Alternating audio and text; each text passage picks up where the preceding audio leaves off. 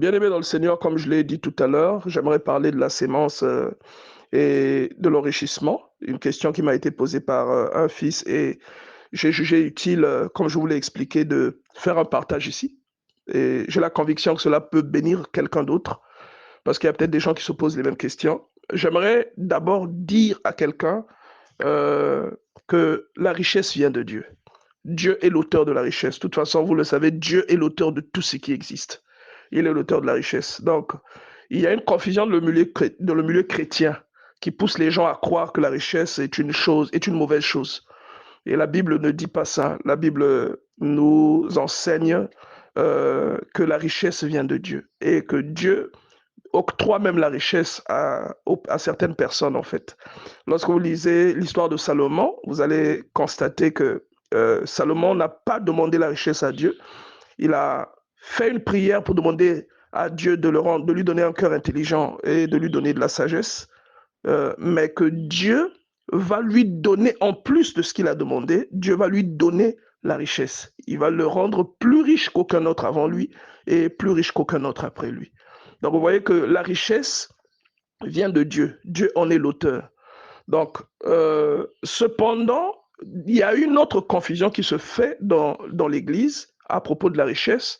C'est que ceux qui ont compris que la richesse vient de Dieu, quelquefois ne comprennent pas qu'il y a une différence entre la richesse et l'amour de la richesse. Ou je vais dire une différence entre l'argent et l'amour de l'argent. Une personne qui est appelée à servir Dieu, je l'ai expliqué dans la petite exhortation que je viens de partager en vidéo, une personne qui est appelée à servir Dieu doit avoir un cœur qui n'est pas, on va appeler ça comment, qui n'est pas cupide. Je ne sais pas si vous comprenez ce que j'essaie de dire. Et pour une meilleure compréhension, nous allons aller dans 1 Timothée, chapitre 6, verset 9. C'est-à-dire que le but derrière l'activité que tu vas faire au nom de Dieu, ça ne doit pas être le désir de t'enrichir ou ça ne doit pas être l'amour de l'argent. Je vais lire 1 Timothée chapitre 6, verset 9. Regardez ce que l'apôtre Paul dit ici à Timothée. Il dit, mais ceux qui veulent s'enrichir tombent dans la tentation. Est-ce que vous comprenez? Donc, le désir d'enrichissement peut entraîner le péché. Je ne sais pas vraiment que Dieu me donne les mots pour bien faire comprendre à quelqu'un de quoi il est question ici. La richesse n'est pas un péché. Mais le désir d'enrichissement ou l'amour de l'argent peut corrompre le cœur de quelqu'un. Donc, en réalité, il faut travailler. La Bible dit, garde ton cœur plus que toute autre chose. Donc, il faut travailler à demeurer dans l'intégrité, malgré les aspirations et même les raisons pour lesquelles nous voulons nous enrichir, parfois sont importantes. Il y a des personnes qui veulent s'enrichir pour devenir utiles à d'autres personnes, qui veulent s'enrichir pour devenir utiles au ministère. Mais ils ne font pas de cette richesse ou de ce désir de richesse leur objectif principal, à côté de ce pourquoi Dieu les a appelés. C'est-à-dire Dieu enrichit ou Dieu bénit le ministère d'une personne qui a un cœur qui n'est pas porté vers la richesse. C'est un peu contradictoire ce que je suis en train de dire, mais c'est comme ça. C'est ce qui est écrit en fait. Regardez, l'apôtre Paul dit, ceux qui veulent s'enrichir tombent dans la tentation, dans le piège et dans beaucoup de désirs insensés et pernicieux qui plonge les hommes dans la ruine et la perdition. C'est-à-dire le simple fait d'aspirer à la richesse peut provoquer la perte de votre salut. Mais ça ne veut pas dire que la richesse est mauvaise.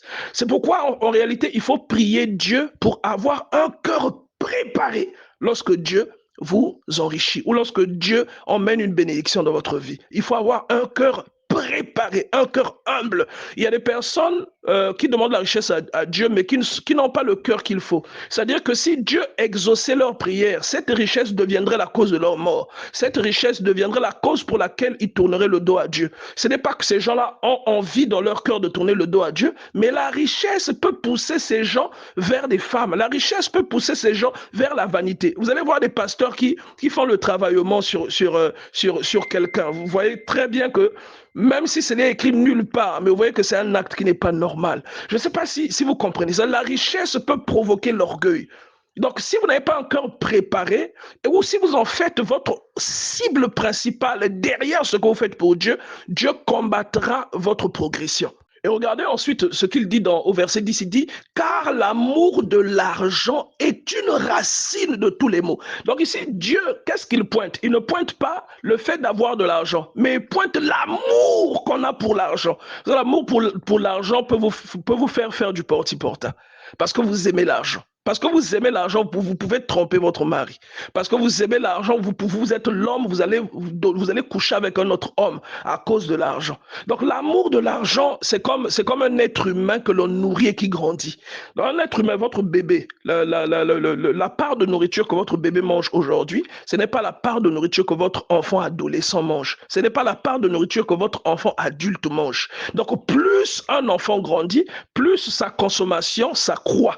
Donc plus ce désir ou cet amour d'argent est en vous, plus vous le nourrissez, plus il grandit, plus ce que vous êtes prêt à faire pour l'amour de l'argent va devenir grave, va s'agrandir. Il y a des personnes qui tuent parce qu'ils ont l'amour de l'argent. Il y a des personnes qui boivent du sang humain à cause de l'amour de l'argent. Il y a des personnes qui sont plongées dans l'inceste pour l'amour de l'argent. Donc, en fait, ce que Dieu pointe ici, là où Dieu attire notre attention, c'est d'aimer l'argent. C'est-à-dire, on doit aimer Dieu, aimer l'intérêt collectif, mais on ne doit pas développer un amour accru pour de l'argent.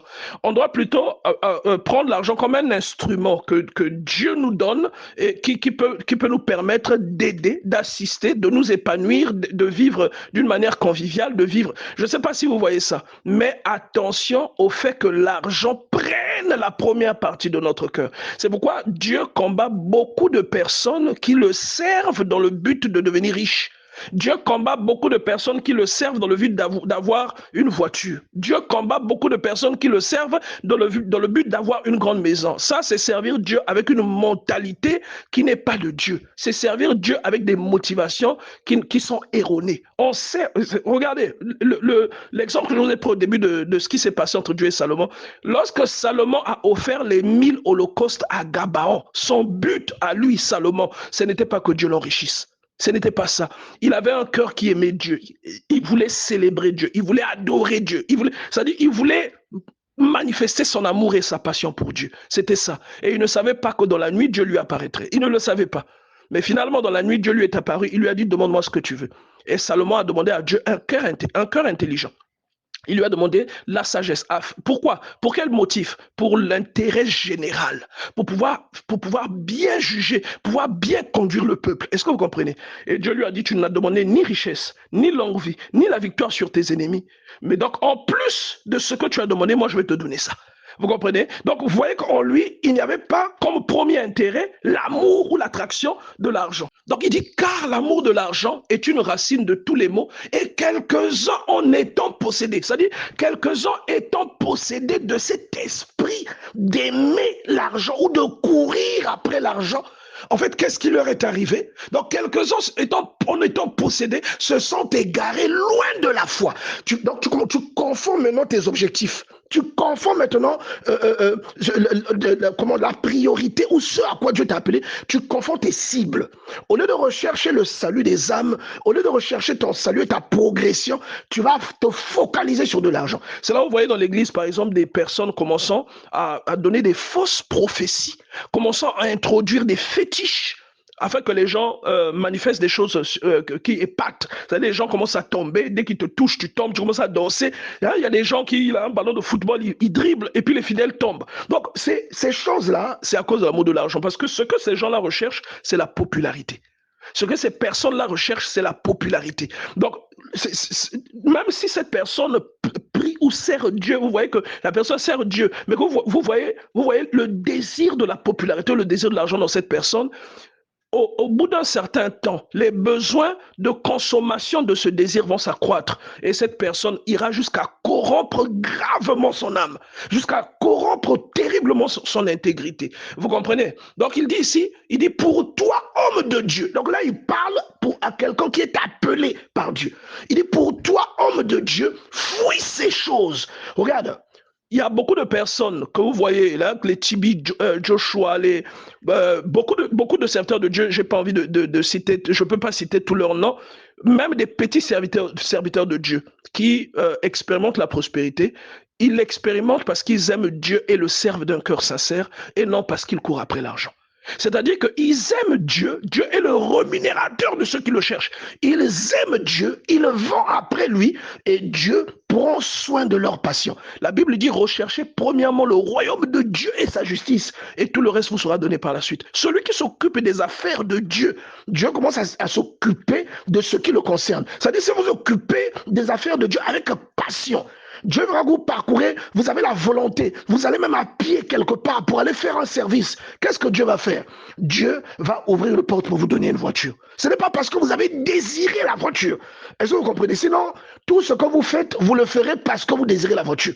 Mais vous allez le faire parce que vous avez l'amour de ce que vous faites. Vous voulez honorer votre Dieu. Et là, Dieu peut ouvrir une porte et vous donner accès à quelque chose. Il peut vous gratifier. On peut vous offrir une maison. Il peut vous donner un deal qui va vous faire acheter un immeuble.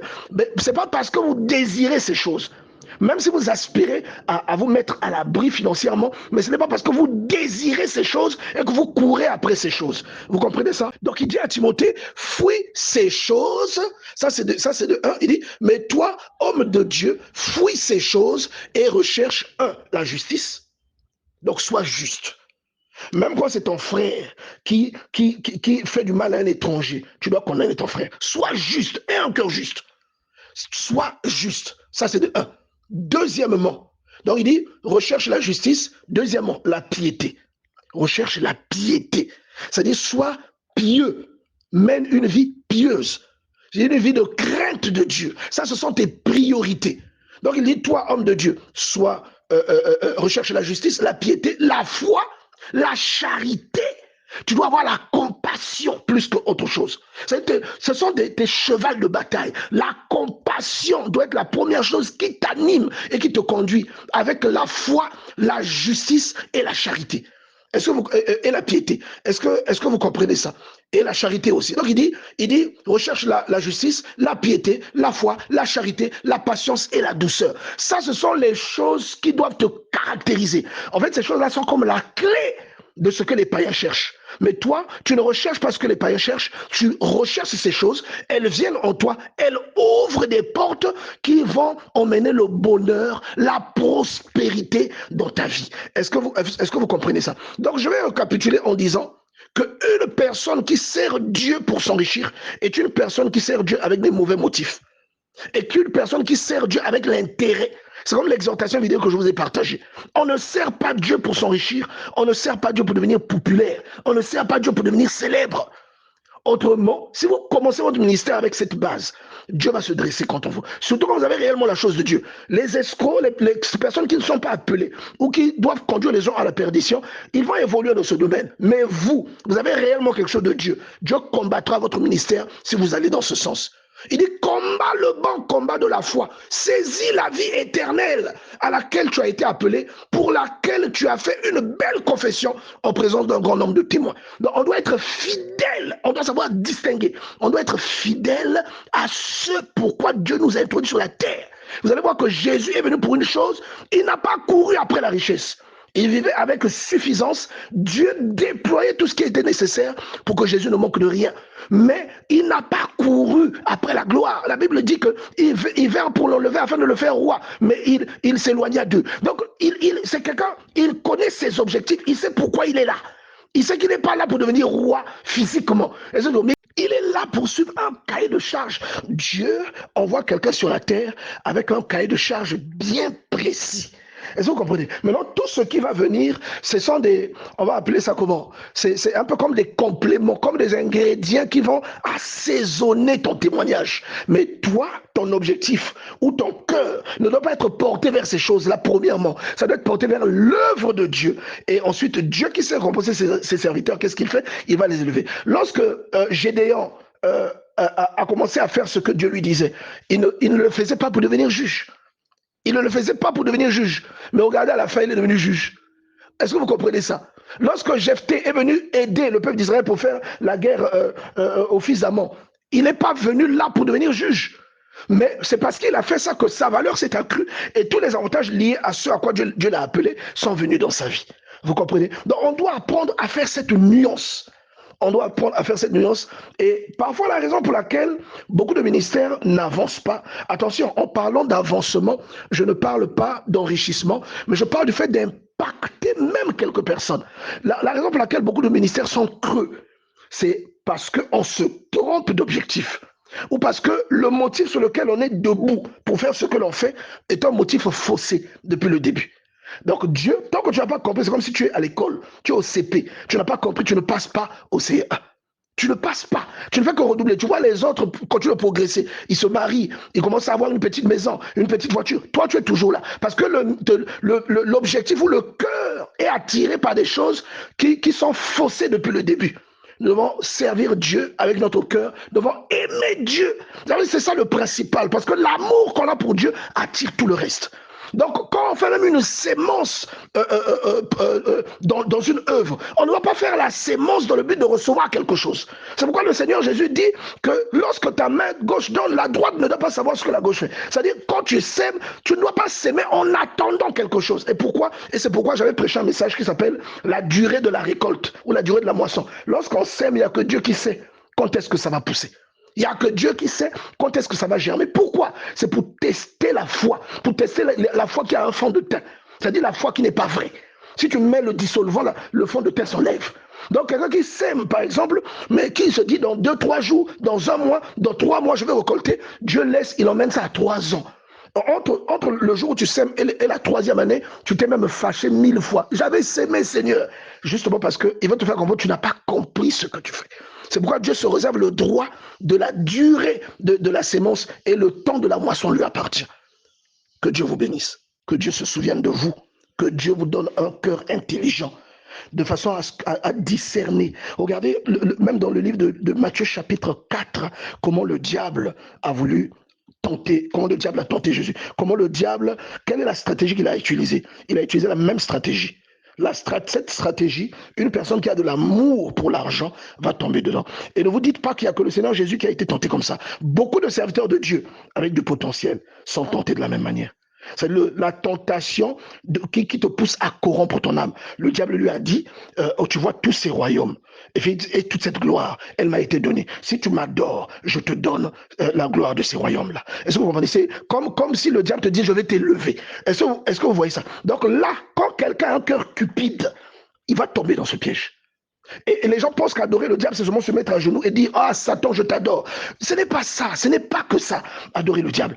Lorsque, à cause de l'argent, tu commets un acte injuste, ça devient une adoration au diable. Lorsque, à cause de l'argent, on te dit, toi, pour toujours avoir de l'argent, prends ce petit fil, attache-le. Ou bien pour toujours avoir de l'argent, tu dois coucher avec un fou. Ou pour toujours avoir de l'argent, pour maintenir le succès de ton ministère, tu dois prendre un nouveau-né qui est mort. Tu dois l'enterrer dans ton église. Donc, ça, c'est adorer le diable. Et quand tu as un cœur cupide, tu iras vers ces choses. Parce que tu vas te dire qu'il y aura toujours la foule. Or, la foule, qui dit foule, dit quoi? Dit plus d'entrées dans l'église. Pour les personnes qui servent Dieu pour avoir des entrées, réaliser des bâtisses. Bien aimé, on est en train de s'égarer. On s'est trompé sur beaucoup de choses. Les gens ont même oublié les églises de maison. Les gens en parlent quasiment pas dans le livre des Actes et des Apôtres. On parle du temple de Jérusalem, mais le reste des églises auxquelles l'apôtre Paul fait allusion, ce sont des églises qui se trouvent dans les maisons des gens.